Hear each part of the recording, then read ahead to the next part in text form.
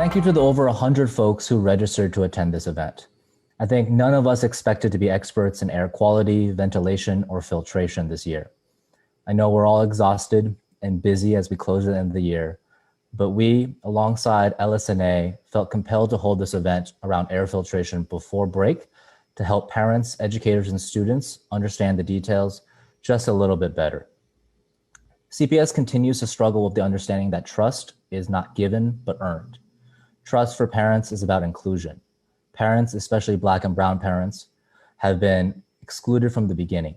While CPS claims their intent and attempts to include parents, the impact is that Black and Brown parents, along with students and teachers, have not been included in any real design, implementation, or transition.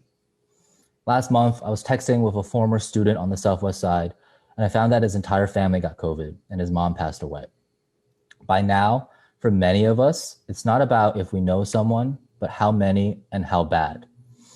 When institutions use words like equity as the reason to go back without doing all that they can to make it feel safe, it feels like an insult to my former student and to our families. COVID doesn't affect us all equally. The positivity rate of Black and Brown folks in Cook County is 469 out of every 100,000. The national average is 80 out of every 100,000 for white folks. The pain is just not the same. There are things that parents, educators, and students and CPS can do together.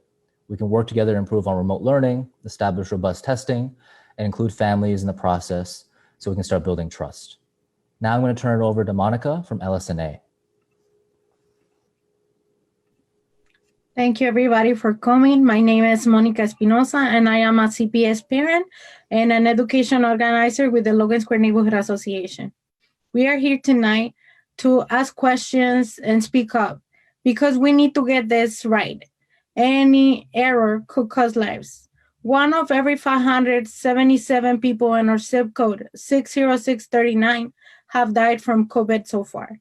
Just this week, the husband of a longtime LSNA parent leader, Delia Bonilla, passed away due to COVID. None of this is fair. We are losing a disproportionate number of Black and Brown lives every day, and it's not acceptable. We need transparency from CPS. With no clarity, how can we have safety, equity, and trust in our reopening plan? COVID transmission is through the air. CPS asks students and teachers to stay in the same classroom together for 7 hours, so the atmosphere must be safe to breathe.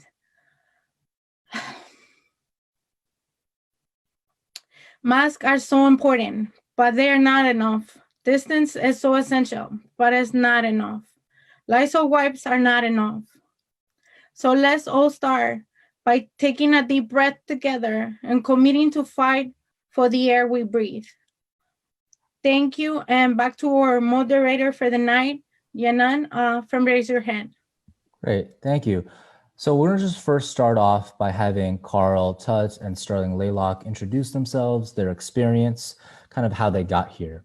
And then what we're gonna do is gonna start with 4 questions on topics that came up most with parents and then open up the floor for questions. So you can either use the raise your hand feature or put them in the Q&A. So again, we're gonna just do 4 questions and the majority of the time will be open for any questions that you have. So Carl or Sterling, take it away. Okay. Good evening, everyone. My name is Carl Tutt. I'm the managing partner for Integrating Green Technologies. The company specializes in indoor air quality, water, health, and safety. We've been around since 2009. And prior to that, my experience is with McDonald's Corporation, almost 25 years. And prior to that was in public accounting. You want to say?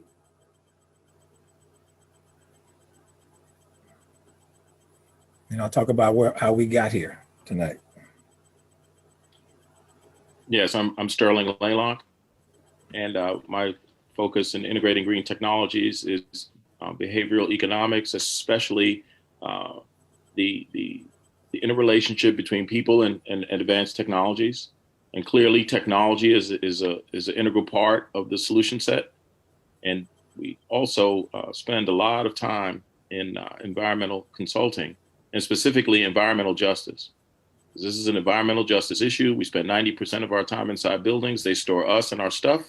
So what goes on in that building is very, very important. And there's a lot of information that has been left out that we really need to know what it is. And so to go along with what Sterling does, I also am involved with sustainable facilities operation.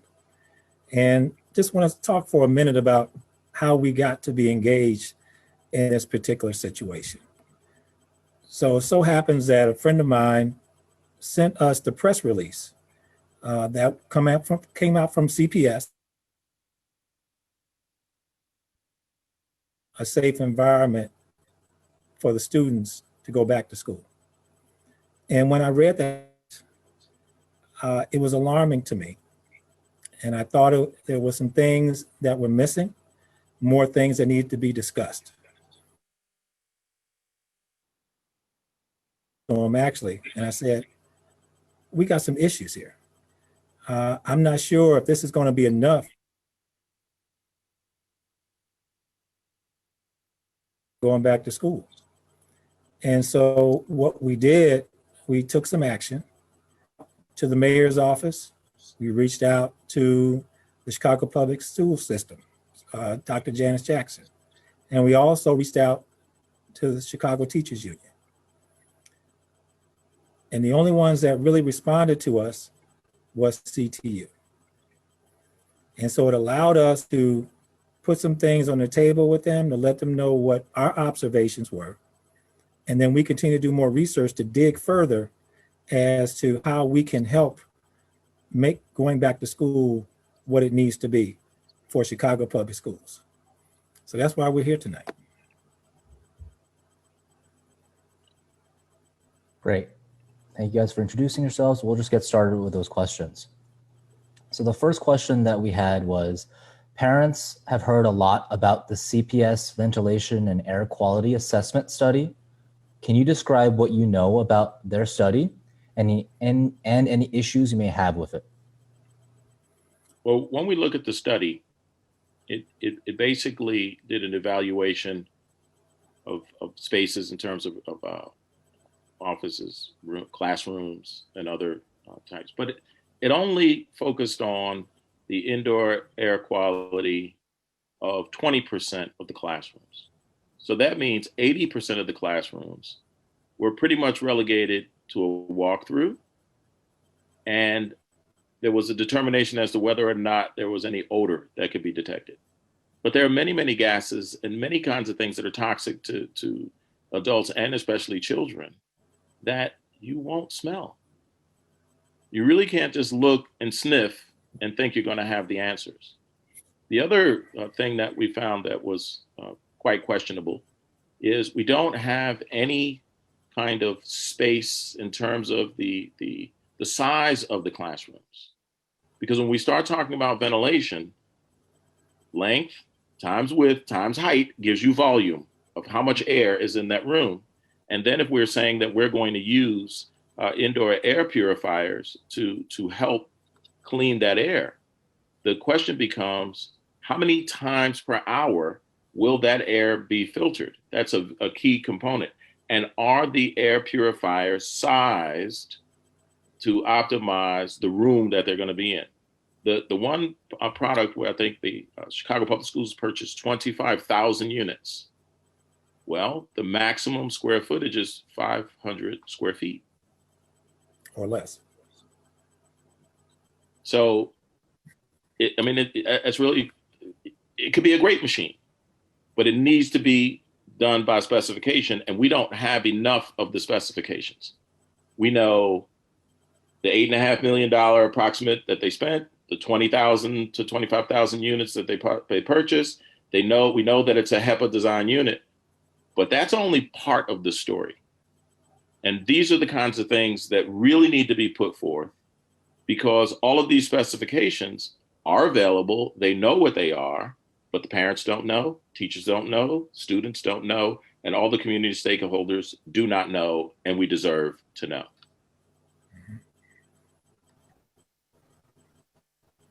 is a report.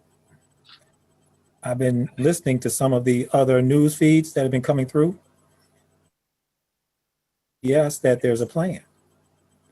And we're happy to know that there's a plan, but we like to see it so we can evaluate it, see how it fits with the study that was done, identify some of the things that are well in that plan, but also identify the things that are missing that need to be looked at from a procedural and protocol standpoint. And those are the things that we need to see so that we can share that, validate it, so that you can be comfortable about your children coming back to school.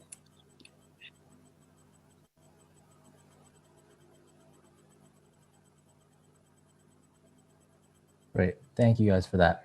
I think you guys have already alluded to, but the second question was around air purifiers.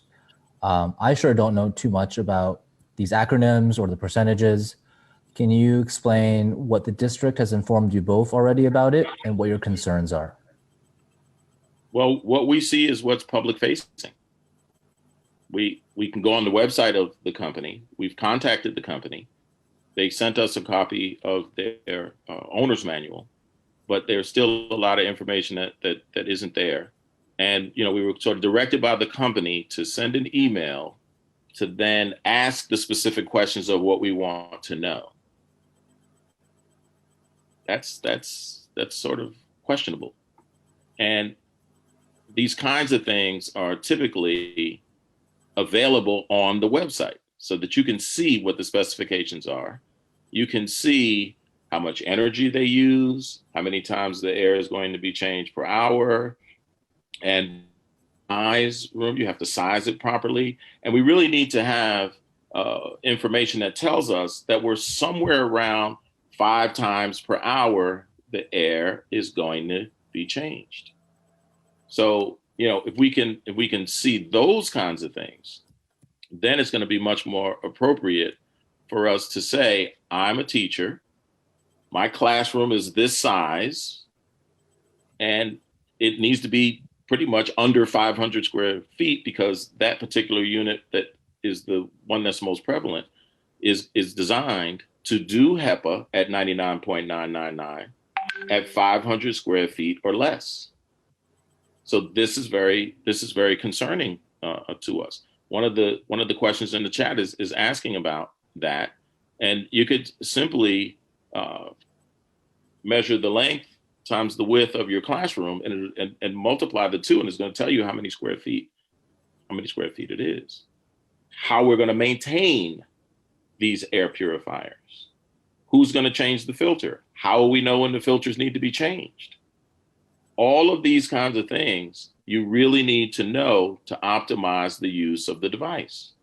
It's great to have a technology, but if you don't operate it properly as the user and people understand what's supposed to be going on, it's not going to be all that helpful. We don't know, like, for example, when we listen to what the school system, CPS, is saying, we've consulted with the best experts. Well, guess what? There's no secret information that the experts are only telling Chicago Public Schools or anyone else out there. If you know where to look and you're in this industry of the built environment, which we are and have been for many, many, many years, green building, certified building, the health and safety of people in buildings. We've been doing this for a number of years. So this information in a national pandemic is available if you know where to look and if you drill down and if you understand it. It's not complicated. But if you don't have the data, then we can't even evaluate whether or not we feel that this is the way that it should be done. A lot of the things that are being told to various institutions like CPS, they sometimes will pick and choose what things are the most convenient, and that will convince people that they've done all that they could do, but they haven't. And that's a problem. So let's talk about a little bit more specific about the air purifier. So an air purifier is there to collect particles that are in the room. It's like a fan in reverse. So what it's doing is pulling all the particles in the air and it's pulling it into a filter. So let's say you have, people in the room that have influenza, have COVID, those particles are being pulled into that filter. Now the question becomes, it goes back to what Sterling was talking about, and you're in a classroom situation, who's the person that changes the filter when it's time to change it? Is the school maintenance guy coming to do it? Is the teacher going to be required to do it? At the same time, how do you know it's working properly? So in the process or the report that we received, there was no discussion about monitoring that air purifier. So you could be in a room and the air purifier is running, but it's not properly or adequately taking care of that room. You need to have something in place where the teacher can see at any given point in time what the air status of that room. So that way, if there's any changes that are dramatic, that teacher can bring attention to an administrator or to maintenance and to have a protocol on how to move those students out of that room and into another safe area. But these are things that, again, have not been discussed in the report. And again, we have not seen a plan of action. Additionally, that indoor air quality, all of the experts, the same ones that Chicago Public Schools they've been conferring with, the American Society of Heating, Refrigeration, Air Conditioning, they're saying you want to maintain the indoor air quality in a certain range of and humidity so that it is less likely a breeding ground for COVID or any other kind of airborne pathogen. And what they've come up with is the relative humidity must be between, at the high end, 50%, and at the low end, 30%. How will we know that we're there? We don't even have a basic indoor air quality monitor in the classroom. And then, of course, what's going to happen when you walk out of the classroom and now you're in the common area hallway? So you won't know what corrective action to take because you won't know where you are and you won't know where you need to be. And one of the things we said this morning is that's just like driving a school bus with no dashboard. It's not going to be acceptable. You won't be able to put that vehicle on the road. So if we can't measure it, we can't manage it. And if we can't manage it, things can easily get out of control and we won't even know it. And no one can explain to me or convince me that I'm a teacher, I'm a student. In the back of my mind, we're not sure if the place is going to be safe. This is problematic. And we need the answer, have the answers, but they have not shared them with us, and we deserve to know.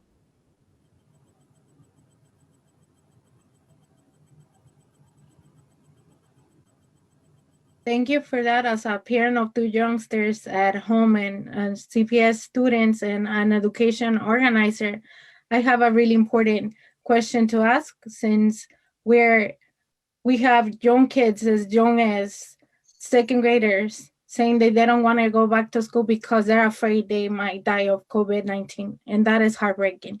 So my next question to you is, for you both, is much of the CPS reopening plans depends hyper-locally at each school. What questions should us parents be asking their school, and what should us parents be doing at home? This is an excellent question, and it's right to my heart and my brain at the same time. And we know our heart is in our brain, right? So the first thing is, are you in a school with a centralized system or not? Because you have to operate differently depending on what the situation is. If it's a centralized system, there is a rating system for the filtration of the air in an HVAC centralized system, and it's called MERV. So we'll just worry about the first two letters, minimum efficiency. So the minimum efficiency before COVID nationally for public schools was MERV 8 on a scale of 1 to 16. Not really so good. So now that we are in the COVID era, ASHRAE has come back and said, we've got to update the standard because we haven't looked at this forever. And of course, if you say 8, you're really only talking about like dust and maybe pollen, but probably not, right? Now it's MERV 13, but you can't just take a MERV 13 filter and put it in an HVAC system that may not be able to draw and circulate enough air strong enough to access that filter. So we are. We need to know that. We need to know the current condition. In the report, it says that that whatever air system is in a school, the only thing they're telling us is it functions as designed, or it operates as designed, whatever their language is. It is unfortunate that we're even having that kind of a conversation, because we need to know what's the age of the air system, what air system we have, if they've made any improvements to the air system, what repairs did they make, what was the before and after, or did they do anything, or are they planning to do something? And if so, what are those things and by when? These are basic, simple things. Now, excellent. That now my second grader is going to go home. So what should we be doing at home? I have an air system at home, right? Now, one would think that when it was time to do recycling and time to not have children eat paint chips and all these things, the information came from school. Now, here's a little known history fact. We know we don't have a nurse in every school. We should. How did the nurse get in school in the first place? I asked this question and people start thinking, the nurse got in school over 100 years ago when we had the pandemic of the Spanish flu thing that we keep referring to. That's how the nurse was established in the school in the first place. So we've been knowing this. We know what to do. And all the nations around the world that we see that are doing an effective job, they're following the standards of the United States of America. And we're not doing our own stuff. We're saying we're following science, but we're not doing science, and we're not including everyone in the conversation. And if we say we're following recommendations and standards, guess what? CDC says, talk to the teachers, talk to the staff, talk to the facilities folks that run the school, talk to parents, talk to the children. And they're also saying, and talk to the union where applicable. Hasn't happened. So they're not following the science.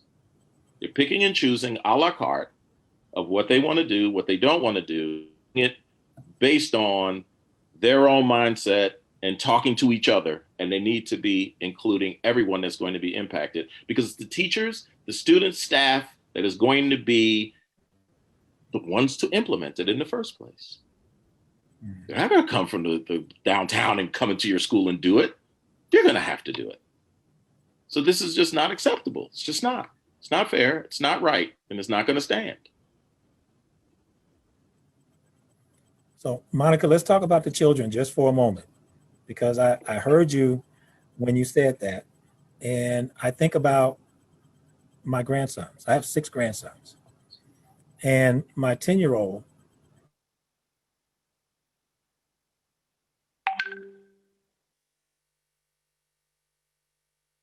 even if it's for a little while. You got to back up a little bit. You froze up. We didn't hear you. Okay. When he goes outside, he feels like he has to take his clothes off. Sometimes he'll take a shower every 18 hours because he's concerned about COVID. And so what I do with him, and I'm in a position to be able to ask questions and answer him, and give him facts, how you can protect yourself from it and not be paranoid about it. And I think we have to provide the same thing for all children before they go back to school.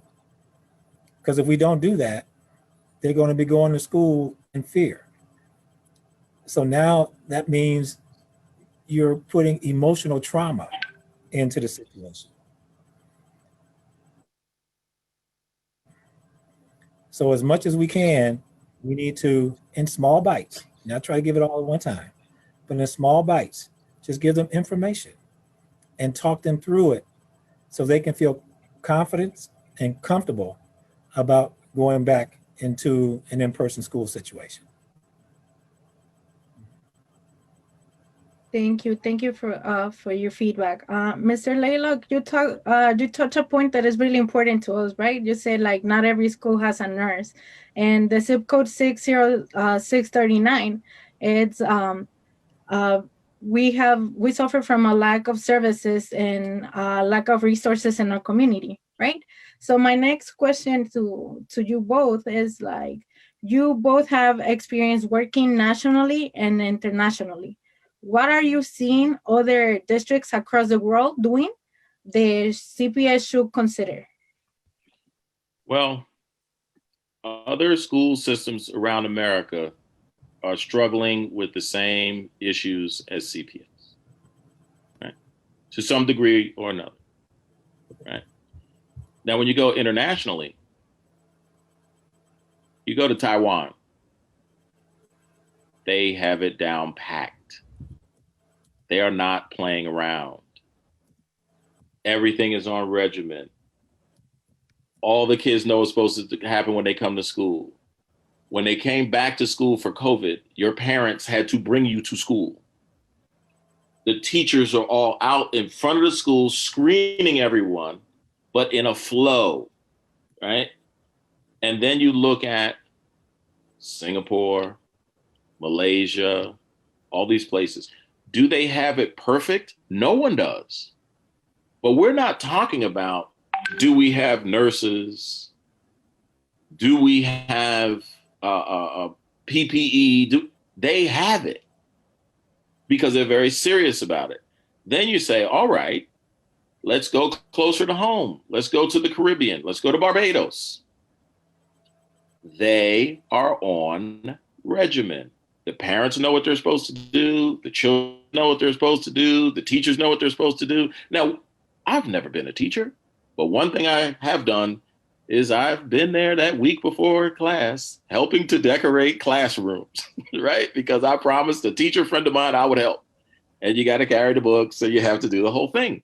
So that week before school starts is when all that happens. From what we're hearing, there's still going to be a week before school starts. But now it's all these other things on top. That is not the right way to do it. People are going to have to start to have time to learn what to do, to learn what's expected. And teachers, once again, as usual, are being asked to do things that are out of the scope of the job. And this happens consistently. So, to not have a conversation around what needs to happen so that we can have successful results and who's supposed to do what and how does it work and how we know if we're doing it good, if we're not doing it good. Teachers really are very, very concerned about these kinds of things. And people need to have an opportunity to learn and practice, because this is about how we operate, maintain, how we measure, verify, and how we determine what needs to happen to get back on track and do immediate corrective action if we see something out of sorts. So. Yeah, there was a question in the chat from a Michael Sheehan. He said, I've seen universities, churches, and other public schools installing devices that can kill viruses and remove other contaminants from the air. Why doesn't CPS have that as part of their plan? Well, Michael, that's a good question. And we want to have the answer to that too. There are devices out there And I think what you're talking about is ionization devices. Yep. And so these are devices that kill particulates in the air. So it's not going into a filter, so to speak. It's emitting an ionized air system that will kill particles in the air. Now, I don't know if CPS can return those 25,000 devices that they purchased, but if they can, I would suggest that they should, and we identify the right size air purifier that can ionize. And what that means, when I say ionize, what you're doing is you're making the inside like the outside. So if you were in a forest preserve or something like that, that's an ionized environment. And into a building to minimize any particulates, which we as people, we're the ones that bring into the room. Particulates don't exist without us. And so that that type of air purifier will kill all those particulates and create that type of ionized environment that's very safe. Now, if we were to go downtown and say, let's go to an A or B class office building, what do they have? They have air purifiers. They have ionization, a lot of them. They even have technology to choose the floor you want to be on an elevator with a foot device as opposed to a hand device, so they don't keep having everyone touching the panel. So there's all these various things. And we know that there is better out there. We also know that in this case, we've got to train the occupants of the building. They're not going to bring people back into, full-blown office buildings and say, well, just go in and see what happens. People understand there's a protocol, there's a regimen, and we deserve to have a chance to learn, to understand. And we also know that the various technologies that are out there, we're not talking about, the air quality on the International Space Station. We're talking about, you go to a shopping mall, you could use this technology at your home. And, businesses want people to come back to work. Okay, I told you part of my background is behavioral economics. We know what this is about. Businesses want people to come back to work. People want to come back to work. People who don't have jobs want to get jobs and go back to work. In order for that to happen, children have to go back to school if you have people who are employees with children. But it all needs to work together in.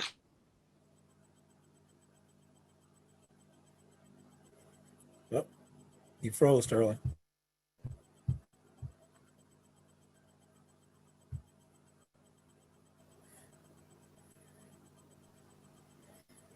We'll give Sterling a minute to reset. Carl, did you have anything else to add, or we can also move on? I can piggyback off of what Sterling is saying.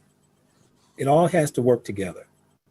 So let's look at the analogy of an orchestra. Orchestra has different sections in it. So it's got the woodwinds, it's got the violins, the violas, it's got the clarinets, all these different sections. And it needs every section to be able to give the music the way it needs to. Even down to the person that has the triangle. The triangle, they have the ding in the triangle. We need those pieces to be able to make that orchestra sound the way it's supposed to sound. And that's what we have to do in this COVID environment. The report that was put out is not going to be sufficient. There are more pieces that have to be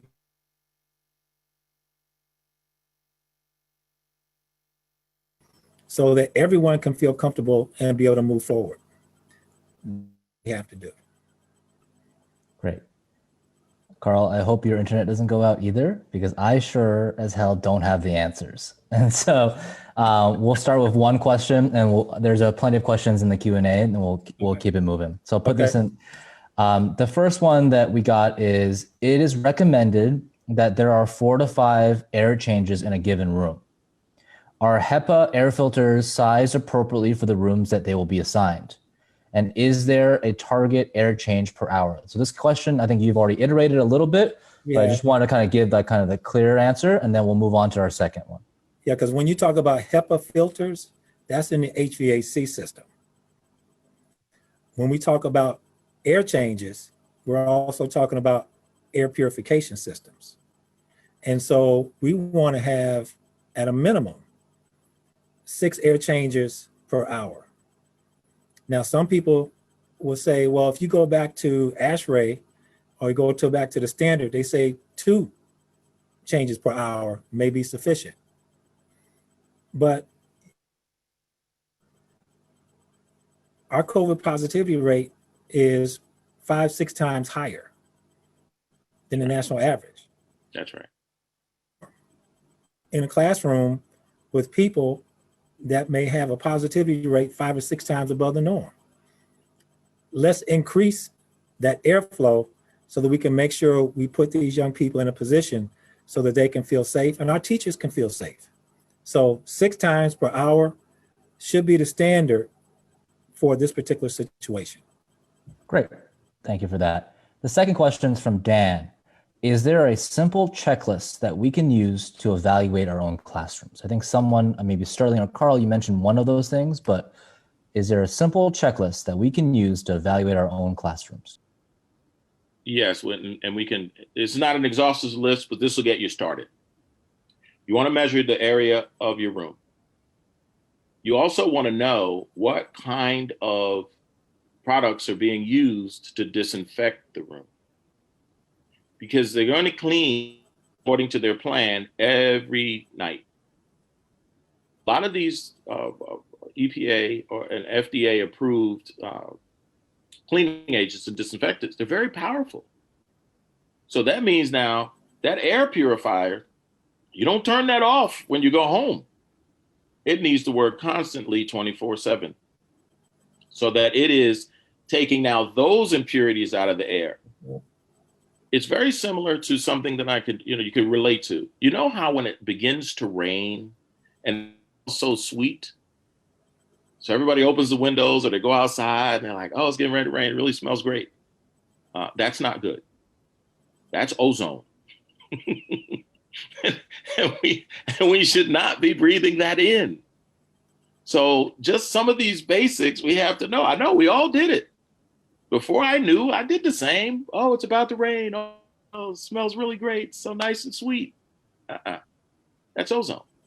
So if we want to know what cleaners are being used, so we want to know what's on the label. We want to make sure that whatever air purifier is used in the classroom is that it is a commercial grade unit that will be okay running all day and all night. It's not something that you turn off. We also want to make sure that we follow all of the best practices that they do have of the social distancing of the desks, but there's a lot of controversy around that as well, because most studies will tell you 6 feet is not enough. Right. So we're talking about having up to 15 students in a class. Well, before COVID, we were supposed to have 30. But if you talk to teachers, 30 becomes 35, 35 becomes 40, and that's how it starts. But then that's not what we're going by.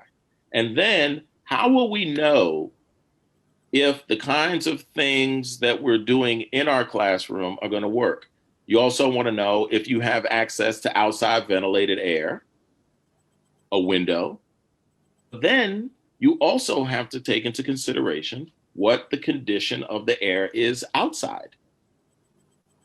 You have a school that's on a busy street and buses and trucks going by. Now you got soot from diesel coming in, diesel exhaust coming into the building.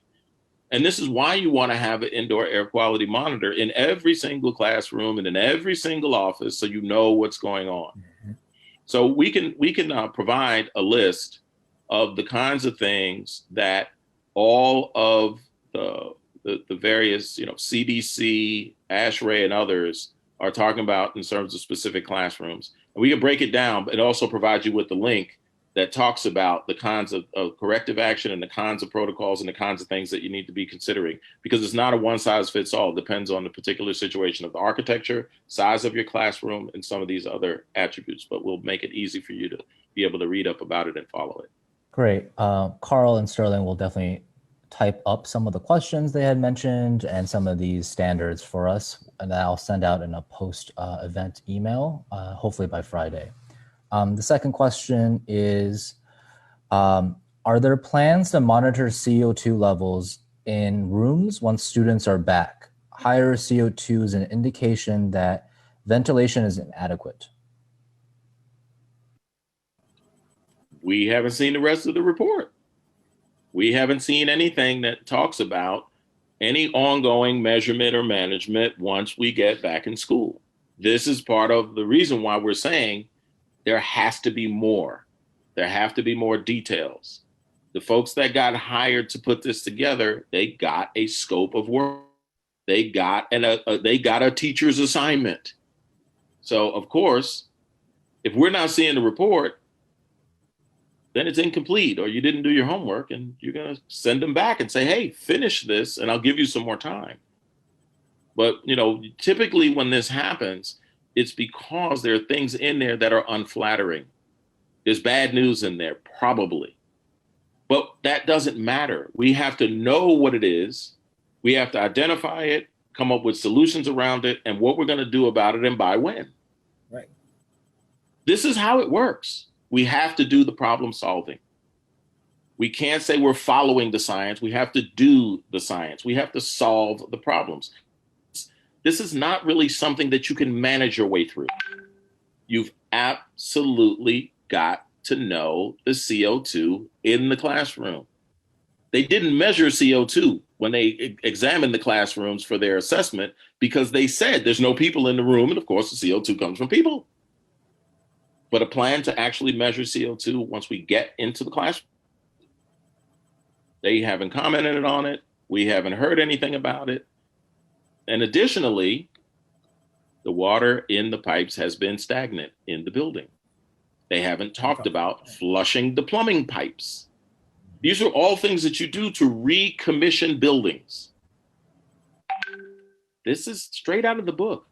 This is not like, new science because of COVID, but they're not talking about doing that. They're not talking about lids over toilet.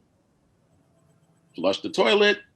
Human waste contains the COVID. COVID now airborne in the bathroom. We haven't seen any response to any of these kinds of things. And all the experts, this is what they're talking about. These are the kinds of things we have to investigate and we need to know. Thank you for that.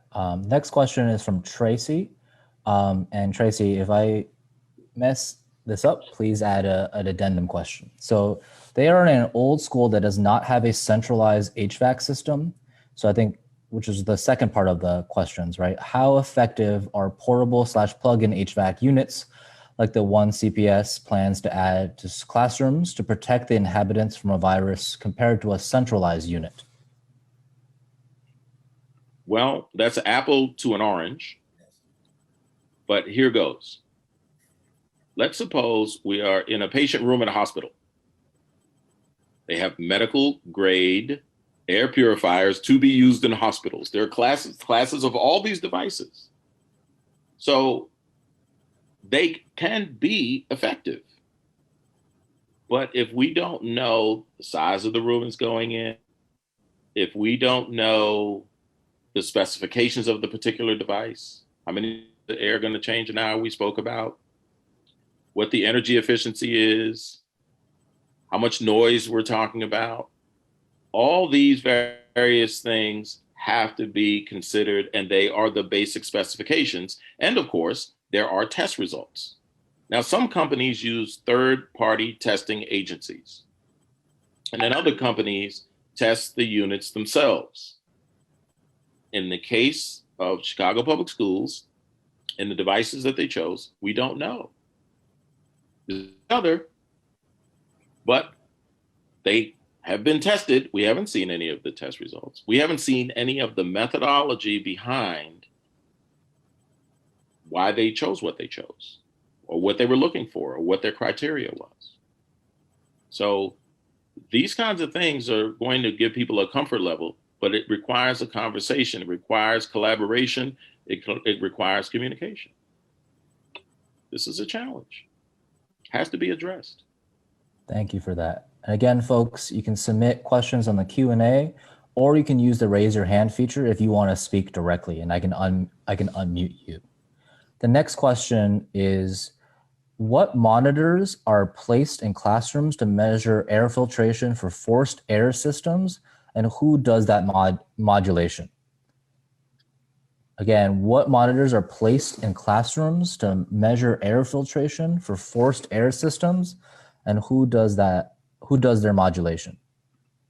Well, typically speaking, it could be a classroom or any room, you are typically looking for temperature, you're looking for relative humidity, CO2, particulate, et cetera. It will not detect the virus.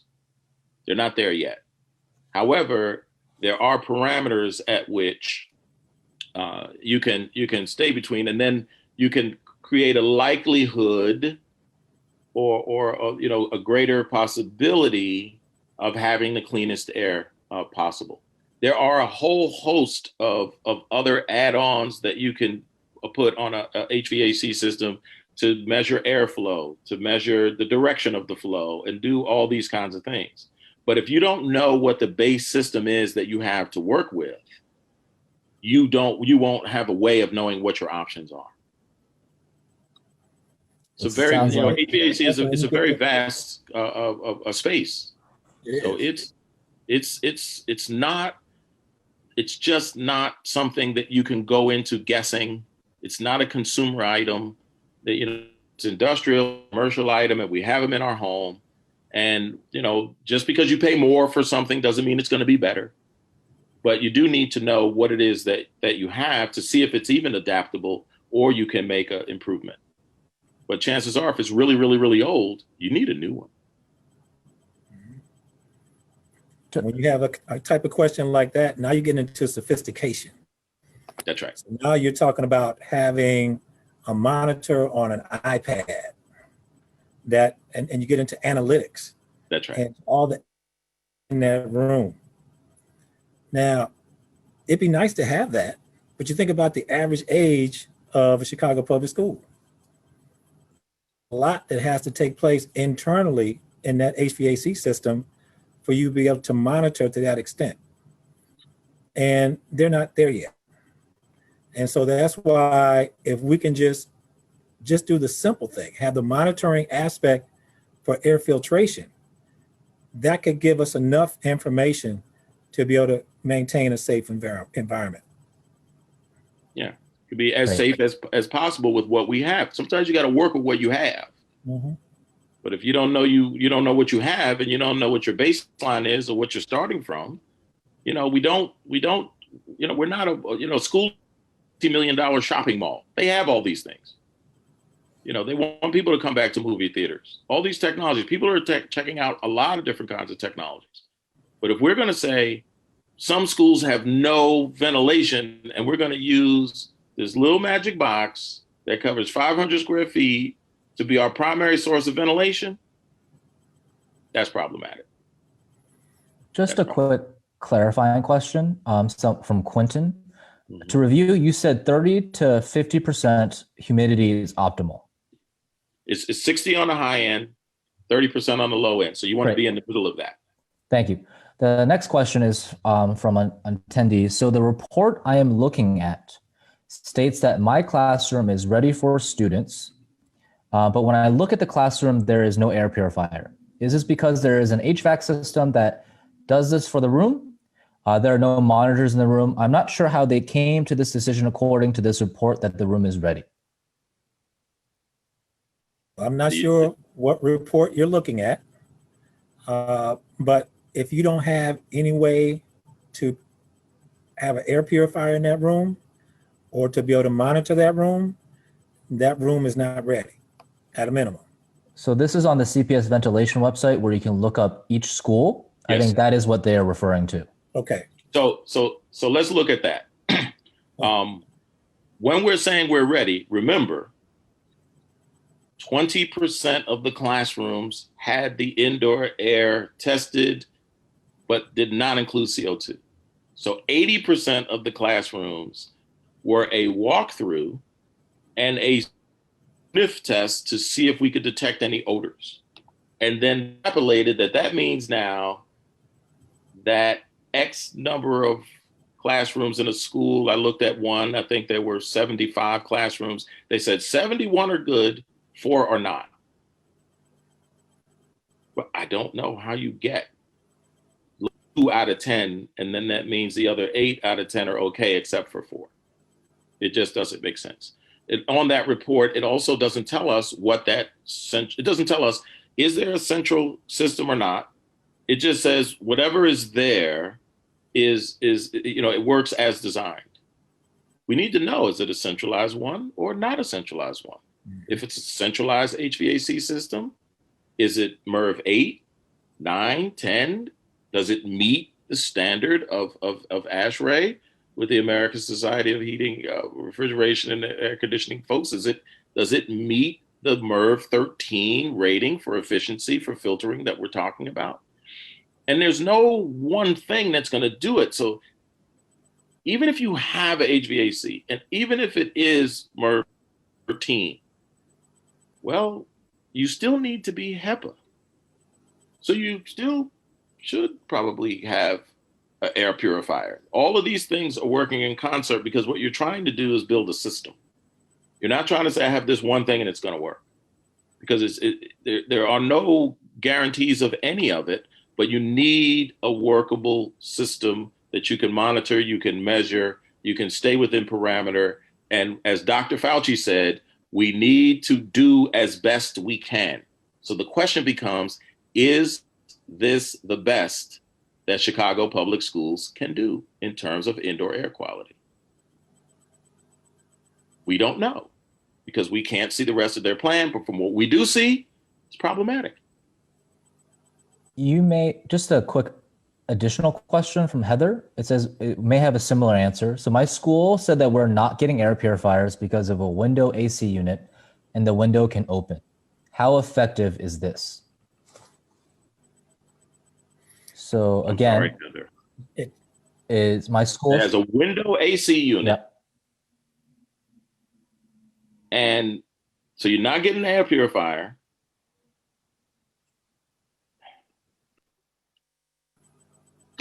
Then there's no. Yeah, it's gonna be cold. You're not gonna be able. You opening up windows for children in the middle of winter in Chicago. So if you don't have anything in your room, and we're gonna keep stressing this, if you don't have anything in that room that can effectively pull particulates out of that room or kill those particulates in the air, you're not in a safe environment. And we can do it. It's available. So thank you guys for that. So the next question is from Marnie. What options exist technologically for monitoring the air purifiers you've described? Well, let's draw a distinction. You can monitor the air purifier. Is it functioning properly? And it depends on what is built into that air purifier. But most importantly, you want to monitor the air itself. So some air purifiers have an indicator that says that it's time to, that it's time to change the filter. Some give you some sort of an indicator light as to, is it working as designed?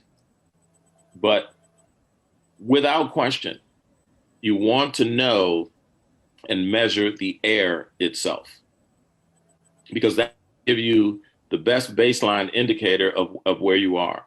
Because in some instances, there are air purifiers out there that purify the air and they provide humidity or dehumidifiers or humidifiers. So when we look at what's available, and we see the technology across the board, there are many options. I'm sure that those were explored. But if we don't know the methodology in how they specified that technology and what they were looking for to arrive at the decision, and then what the performance is of the air purifiers that have been chosen, we're just in the dark, and we don't know. Right. And we need to know. We need the details. Sensing a trend here that we need to find out more details from CPS here. We're running a little bit low on time, so we have a few more questions left. The next question is from Rosa. Can a combination of imperfect measures add up to a decent air ventilation plan? For example, maybe the mechanical system can only do 4 air exchanges, but you can open windows and have a filter. Yes, that is correct. But the key is knowing what the HVAC system can do, knowing what you have and what you don't have, and then coming up with a game plan to optimize what you do have. But if we don't have any of that information, we wouldn't know where to start. There are just basic fundamental things that we need to know in order to optimize what we do have. There's always a way to get there. We just have to have the information to know how to fashion it properly. That's right. Another question. Sorry, did I cut you off, Carl? No, I saw another question about climate change, heat, and energy recovery ventilation systems. Did you see that one? Go for it, Carl. Pick it up. It's a question saying, I think he's saying, many of us want CPS to retrofit our school buildings to address climate change. Are heat and energy recovery ventilation systems compatible with Cobit prevention? And in other words, does energy retrofitting provide better ventilation for prevention of infectious diseases? So I think we're talking about 2 different things. Go ahead. Yeah, but it really depends, because in many instances, when you get buildings that are really old, it's sometimes more costly to attempt to retrofit an existing building that may have, maybe at the end of its useful life, than to actually build a new building. And from what we're seeing, and this is not just unique to Chicago, this is a lot of cities, they have built stadiums and bridges and all kinds of things and neglected the schools. And it means that the public has to, lock arms and agree that there needs to be a general obligation bond to get these children and the families that deserve the services of the public schools new buildings.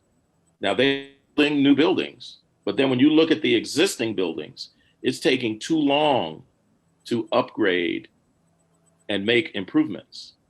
And until we do that, a lot of these newer technologies aren't going to really be cost effective, because you may put something new in a building and maybe the building's 65 years old and it has, 8 to 10 more years left. And then you're going to trash the building and build a new one anyway. So they really have to evaluate all of this and do the right thing and get modern, green, sustainable, energy efficient, people-centric buildings designed so children can learn, have the proper lighting, have the proper air, have the proper materials so that we don't have toxic materials, and really design schools so children can learn. It's being done in many, many places, but you can't just apply these things.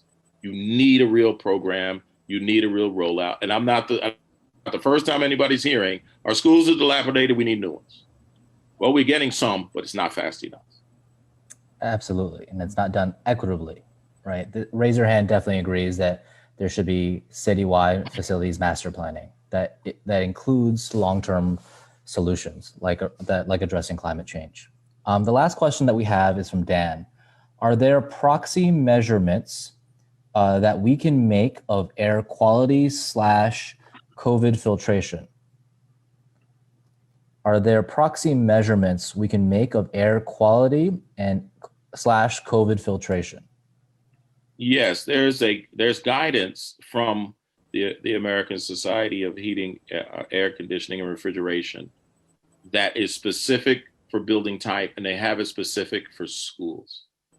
And it says what the parameters need to be, like the MERV 13, like in the terms of the report that someone said about their school, they're saying, well, if the humidity is less than 65, it's okay.